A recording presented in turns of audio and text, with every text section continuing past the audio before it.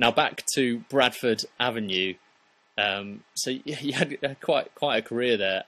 Potentially most notable was you were in a very serious collision on the pitch with a striker, purely accidental.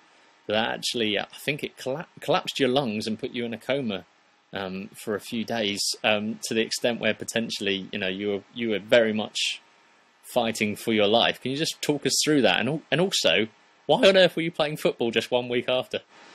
It was like, it was the famous English Boxing Day when it was a derby against Harrogate, and they had this very young, lightning-fast striker, Clayton Donaldson, which made his name also now in the Premier League and in the Championship. And as I said, he just was unbelievable fast. It was a 50-50 ball. I went out, and we got there at the same time. He kind of shot the ball against me and tripped himself with his knee right into my sternum.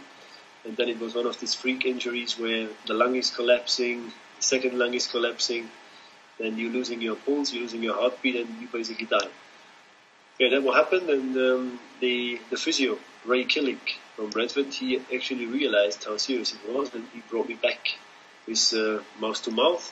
Could have imagined probably a young, nice physio, but female one, but it was Ray Killick, 68-year-old guy, but it was quite good. Because he managed to bring me back into life 3 times, and then I was for another 2.5 hours in coma, and I woke up in the Royal Infirmary Hospital in Bradford, and I did the not so noble thing and told off the nurses to get me off the bed because I need to go back on the field, because I haven't really realized what happened to me. So it just was, I completely was gone for like altogether more than 3 hours.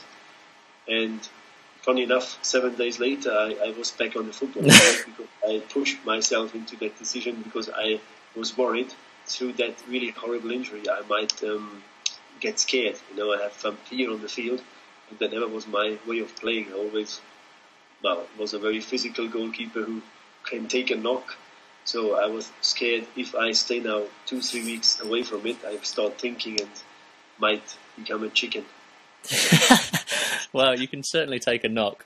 I mean, I quite like the idea that you've played for 6 FIFA continents, and you probably played for a side in the afterlife as well. You probably, when you were there, you probably ended up playing there. I had this near-death experience, which was kind of, it wasn't scary. I mean, it was a little bit different than I heard before from other people.